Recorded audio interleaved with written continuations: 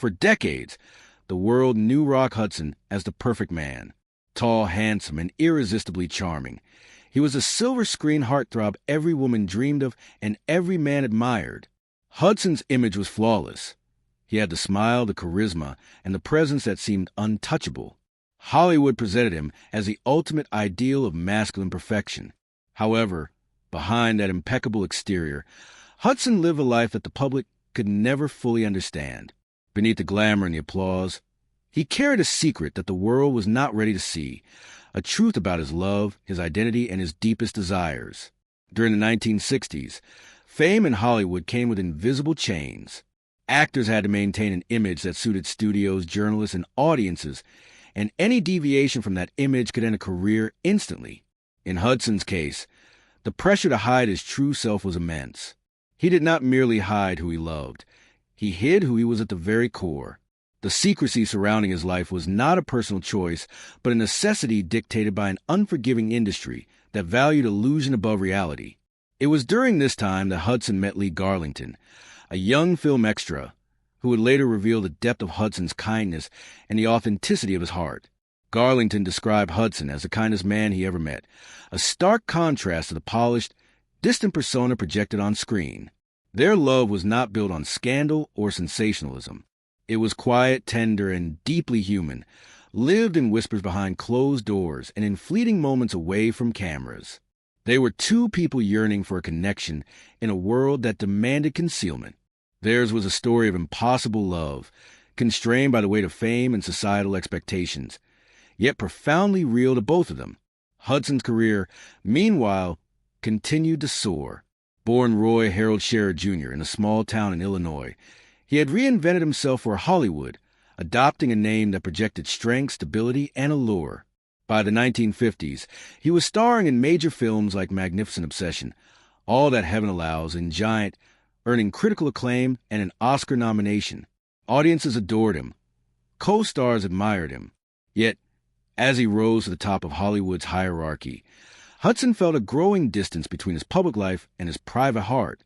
Off-screen, he was constantly navigating the tension between desire and safety, intimacy and exposure, love and obligation. Industry insiders were aware of his sexuality. Co-stars, directors, and assistants all knew about Hudson's preferences, but none dared to speak about them openly. The Hollywood system thrived on secrecy and control. Gossip columnists, studio executives, and agents orchestrated narratives to protect stars and studios alike.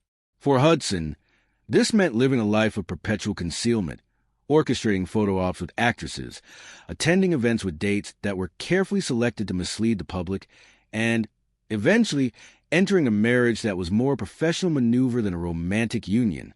In 1955, he married Phyllis Gates, his secretary, in a union largely arranged by studio executives to silence rumors about his private life. The marriage lasted only 3 years, leaving Hudson and Gates emotionally exhausted and surrounded by speculation. Some insisted Gates had no idea about Hudson's sexuality, while others believed she had always known. Regardless, the marriage highlighted the lengths to which Hudson had to go to preserve his image, illustrating the emotional toll of living a life dictated by expectation rather than desire. By the early 1960s, Hudson grew weary of pretending. The fame that once felt like freedom now felt like a gilded cage, limiting his ability to experience genuine connection. He longed for ordinary experiences, dinners at home, quiet conversations, moments of laughter without fear of judgment. This yearning led him to encounter Lee Garlington, whose brief glance outside Hudson's cottage on a Universal lot in 1962 set the stage for one of Hollywood's most secretive love stories. Neither man knew then how significant that moment would become. After that first fleeting glance on the Universal lot, Lee Garlington could hardly imagine the profound impact Rock Hudson would have on his life. In 1962, Hudson was at the height of his fame, standing over 6 feet tall, impossibly handsome, and adored by millions.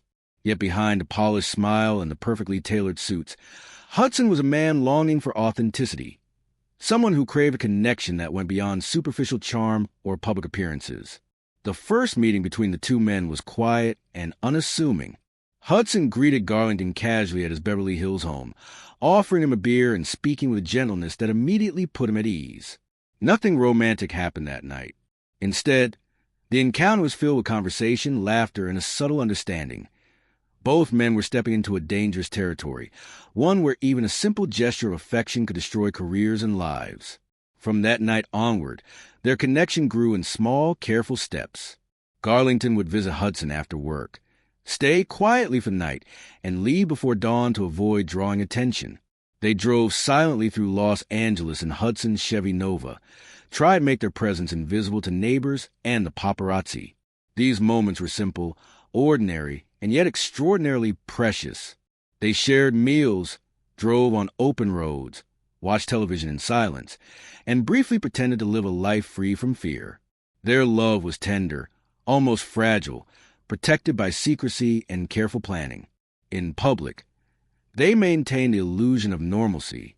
Hudson would attend premieres and events with female companions, carefully selected to divert attention, while Garlington remained in the background, never photographed and never spoken of. Yet even in public, there were small moments of recognition from those who understood. On one occasion, they met Paul Newman and Joan Woodward at a film event. Newman gave Garlington a knowing smile, a silent acknowledgement of the hidden truth between the two men. These rare gestures, subtle and fleeting, reinforced the idea that their love, though invisible to the public, was real and deeply significant. However, the constant vigilance required to protect themselves placed an enormous strain on both men. Hudson lived in fear that even minor mistakes could expose them. A fan breaking into his home while they were away, for instance, was a terrifying event. The woman could have discovered private photos, including images of Garlington, and destroyed everything Hudson had worked for. From that moment on, Hudson had gates installed, restricted photography, and established strict boundaries to protect their privacy. The love that had once been a private joy now had to be carefully managed, lived in whispered moments behind closed doors. By 1965, the quiet paradise they had built began to show cracks. The pressure of secrecy, combined with the imbalance of experience and age between the two, slowly eroded the strength of their relationship. Garlington, still in his early 20s, sought stability and someone to provide guidance and support, almost like a father figure. Hudson, despite his fame and physical presence, could not fulfill that role. Their love was gentle, tender, and real, but it could not survive the invisible walls that Hollywood forced them to construct around themselves. Eventually, they parted ways, not in anger or scandal, but with quiet heartbreak and lingering affection. Hudson retreated into his work, starring in film after film, using professional success to fill the emotional void left by the relationship. Titles like Pillow Talk and Send Me No Flowers became part of his public persona, masking the private grief that he carried. Even as Hudson's career flourished, his personal life remained constrained, isolated, and shadowed by the necessity of secrecy. For Garlington, the separation was bittersweet. Though the relationship had ended, the memory of Hudson's kindness, his humor, and his quiet vulnerability stayed with him. These experiences would later inform Garlington's reflections on love, courage, and profound cost of fame. Theirs was not a story of wild passion or dramatic betrayals. It was a story of ordinary love made extraordinary by circumstance, a love that had to exist in the shadows, and one that would only gain recognition decades later. Hudson's world, filled with glamour and admiration, could never accommodate the honesty that his heart required. And yet, even in its hidden form, that love shaped him, giving him moments of joy and connection that were real, fleeting, and unforgettable. While Hudson's private life remained hidden, his professional life soared to heights few actors could imagine. By the mid-1960s, he had become one of Hollywood's most bankable stars, embodying the perfect leading man on screen. Films like Giant, which earned him an Academy Award nomination, showcased his charisma and talent, cementing his place in cinematic history. On screen, he played roles that required strength, charm, and authority. Audiences adored him, critics praised him, and colleagues admired him. Yet behind the lights and applause, Hudson carried the heavy burden of living a double life. Every public appearance, every interview, and every stage romance with actresses was part of a carefully constructed illusion designed to protect him from scrutiny. The pressures of maintaining such a facade were immense, and they took a profound emotional toll. Hudson's relationships with women, such as his short-lived marriage to Phyllis Gates, were often orchestrated by studio executives and agents to deflect rumors about his private life. Gates, his secretary, entered the marriage with little understanding of Hudson's sexuality. Some friends insisted she had always known the truth, while others believed she had been genuinely unaware. Regardless, the union emphasized how carefully Hudson had to manage his public image and how much of himself he had concealed to maintain a career that was both lucrative and precarious. Amid the glitz of Hollywood, Hudson longed for normalcy, for moments that did not require performance or careful calculation. He yearned for quiet dinners at home, long drives on empty roads, and private laughter that did not need to be hidden behind smiles and polite conversation. It was these desires that drew him to Lee Garlington, who became his confidant, companion, and secret love. Their relationship provided Hudson with glimpses of authenticity, a chance to experience life without the constant scrutiny of cameras and gossip. Yet, the more Hudson tried to protect himself and Garlington, the heavier the weight of secrecy became. A single misstep could destroy not only his personal relationships, but also his entire career. The constant vigilance, the need for deception, and the pressure to perform publicly created an emotional strain that Hudson carried for years. Even among close friends, Hudson remained private, revealing only fragments of his true self.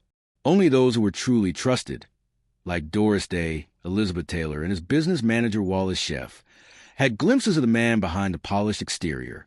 These confidants provided emotional support, but even they could not fully alleviate the isolation imposed by fame and fear of exposure. As the 1970s approached, Hudson transitioned to television, starring in Macmillan and Wife, further demonstrating his versatility and enduring popularity. However, no amount of professional success could replace the intimacy he had lost or mask the loneliness he felt. He continued to date women publicly, laugh in interviews, and denied persistent rumors about his sexuality, maintaining the illusion that had defined his career. While the world saw a confident, charming star, Hudson's private life remained confined by fear, secrecy, and societal expectations. Behind closed doors, he lived a life of quiet longing, moments of love that were hidden and ephemeral, and constant vigilance to protect those he cared about. This dual existence shaped him as both an actor and a man. On the one hand, he was celebrated worldwide for his talent and charisma. On the other, he endured a private struggle that few could comprehend. The disparity between his public and private lives highlighted the human cost of fame and the emotional consequences of living a life constrained by societal pressures. Even the simplest gestures, holding hands, a shared smile, or a quiet conversation with Garlington, carried risk, making them all the more precious. The contrast between Hudson's cinematic perfection and the fragile reality of his personal life revealed the complexity of his experience. While audiences admired his charm and brilliance, they were unaware of the private pain, the hidden love, and emotional resilience required to maintain both public and private worlds. These pressures were not merely personal challenges, but reflections of an industry and society that valued image over truth, performance over authenticity, and public adoration over human connection.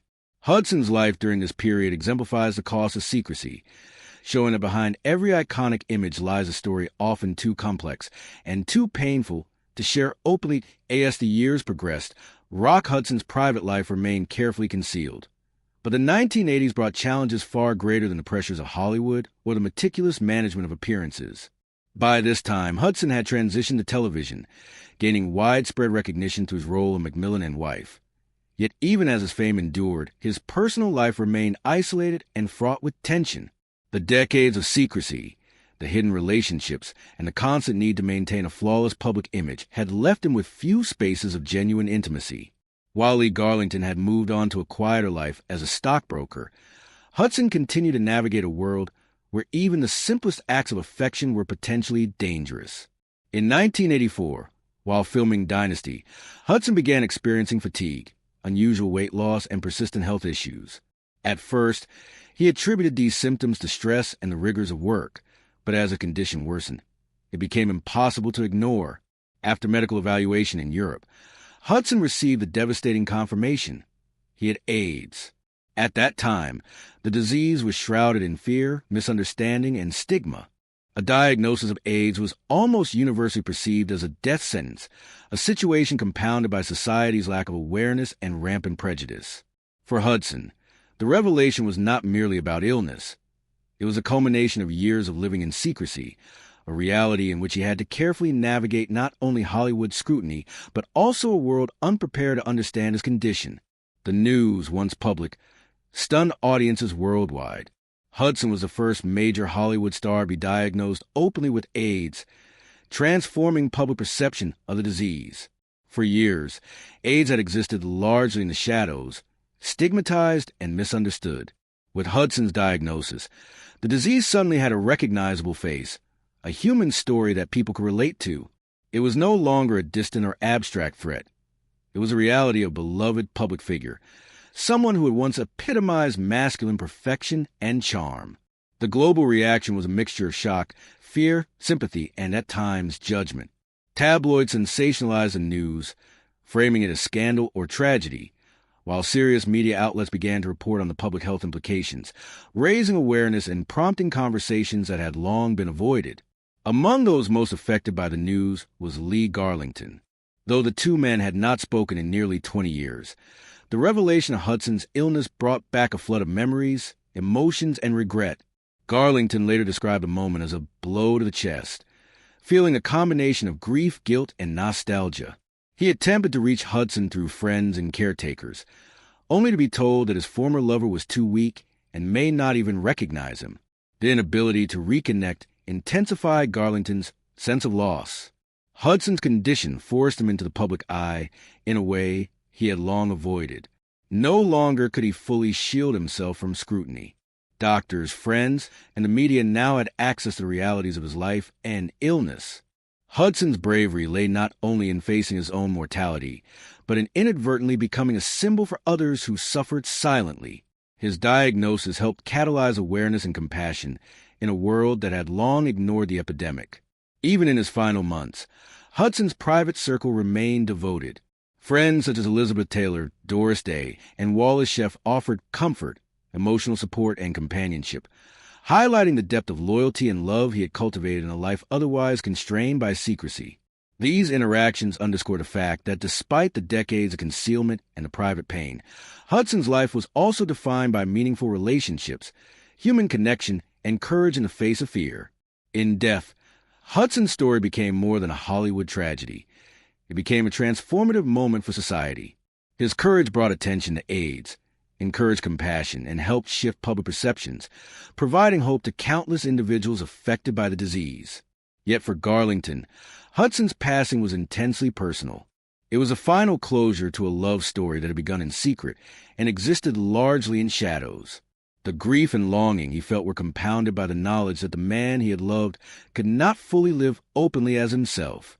Hudson's AIDS diagnosis, while marking the beginning of societal awareness and activism, also served as a poignant reminder of the cost of secrecy, societal prejudice, and the relentless pressures of fame. It highlighted the tension between public expectation and private reality, emphasizing how one man's courage could catalyze change, even after decades of concealment. Rock Hudson's final months were a mixture of private reflection, public attention, and the quiet support of close friends. As his health deteriorated due to AIDS, he faced the reality of a life spent largely in secrecy, a life in which love and happiness had often been constrained by fear of exposure. The man who had once been the epitome of Hollywood charm now had to confront vulnerability in the most intimate and challenging ways. Even as he approached the end, Hudson maintained the dignity, warmth, and quiet courage that had defined him throughout his life. Only a handful of trusted friends could witness his private struggle. Elizabeth Taylor, who would later dedicate herself to AIDS activism in his honor, Doris Day, Wallace Sheff, and a few others. They saw him not as a movie star, but as a man who had loved deeply and lived cautiously, always aware that the world's gaze could destroy him if he misstepped. The impact of Hudson's life and death extended far beyond personal relationships. His public revelation of AIDS transformed societal awareness. For years, the disease had been shrouded in fear, prejudice, and silence. Hudson, by allowing the world to know of his condition, became a symbol of the human face of AIDS. His courage sparked conversations, empathy, and activism that had previously been missing from public discourse. Hudson's passing on October 2nd, 1985, marked not only the end of a legendary career, but also the beginning of a broader social reckoning with a disease that had taken countless lives in silence. Yet while the world reflected on his public legacy, Lee Garlington faced a deeply personal aftermath of losing someone who had meant far more than the public could ever know. Garlington had spent decades assuming that their love had been fleeting, a private chapter in Hudson's long and complex life. It was not until the publication of Hudson's authorized biography, Rock Hudson, his story, that Garlington discovered profound truth. Hudson had considered him the love of his life. In the final chapters, Hudson had referred to Garlington as his true love, alongside his mother, marking him as someone who had held a unique and enduring place in his heart. When Garlington read these words, he was overwhelmed by a mixture of comfort and sorrow. Comfort, because he finally understood that his presence had truly mattered to Hudson, and sorrow, because he had not been there at the end, unable to offer care and companionship during Hudson's final days. These revelations were accompanied by the discovery of fragments of their shared past, a few private photographs, small mementos, and personal recollections that painted a picture of a love carefully hidden from the public, but deeply cherished in private. Most of the photographs featured Hudson alone, smiling on a beach or beside his car, but there was one image of them together, taken discreetly at a bar in New Orleans. It was a rare exception to Hudson's insistence on secrecy, highlighting the lengths he went to protect both himself and Garlington. Their 1963 vacation to Puerto Vallarta, Mexico, arranged with Elizabeth Taylor's guidance, had been one of the few occasions when they could exist freely, unobserved, and simply be themselves. Those moments, captured in fleeting photographs and cherished memories, represented the closest either of them came to living honestly in a world that demanded performance over truth. Hudson's death and the posthumous recognition of his love for Garlington underscored a poignant truth. Even the most hidden of loves can leave a lasting impact, shaping lives in ways unseen by the public eye. Garlington, who lived another 39 years after Hudson's passing, carried these memories with him. He found peace only gradually, reflecting on a life that had been marked by both secrecy and profound affection. In December 2024, Garlington himself passed away at the age of 86, leaving behind a legacy intertwined with Hudson's, a testament to a love that, though hidden, had endured beyond time, tragedy, and societal expectation. His husband, Paul, shared Garlington's reflections on Hudson, emphasizing that the love shared between the two men had been extraordinary in its quiet intensity. Garlington wished for it to be remembered as a love of many lives, but most notably as his own and Hudson's, a love that had persisted through decades of separation, societal pressures, and personal loss. Through this lens, Hudson's life serves as a reminder that even the brightest stars can live in the darkest shadows, that fame and perfection do not shield one from fear, loneliness, or a desire for genuine connection.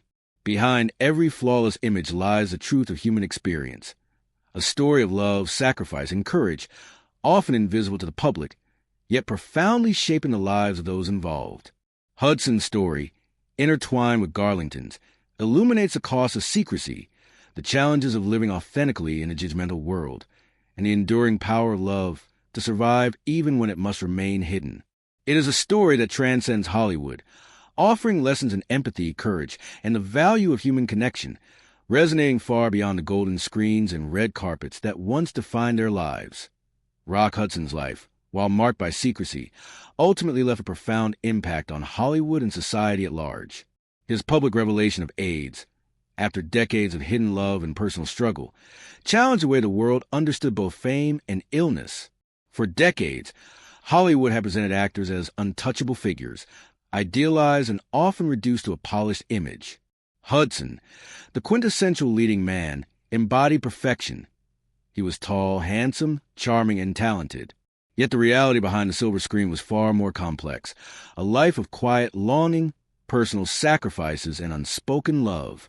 When Hudson's AIDS diagnosis became public in 1985, it not only stunned audiences, but also reshaped societal perceptions of the disease. AIDS had long been stigmatized, feared, and misunderstood, largely associated with marginalized groups and shadowed by ignorance. Hudson's diagnosis forced mainstream audiences to confront the reality that this disease could affect anyone, even the most admired public figures. In doing so, he humanized an epidemic that had, until then, largely existed in abstract fear and rumor. The courage required to face this moment, even posthumously, was immense.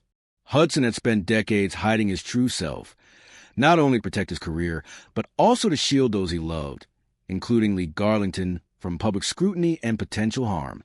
The contrast between his public image and private reality highlighted the emotional toll of living under societal pressure and the lengths to which someone must go to preserve both love and livelihood. Beyond the personal and societal impact, Hudson's disclosure changed Hollywood's approach to celebrity privacy, illness, and advocacy. His death prompted colleagues and friends to speak openly about AIDS, encouraging public awareness, fundraising, and the development of support organizations. Elizabeth Taylor, in particular, became a driving force in AIDS activism, founding the Elizabeth Taylor AIDS Foundation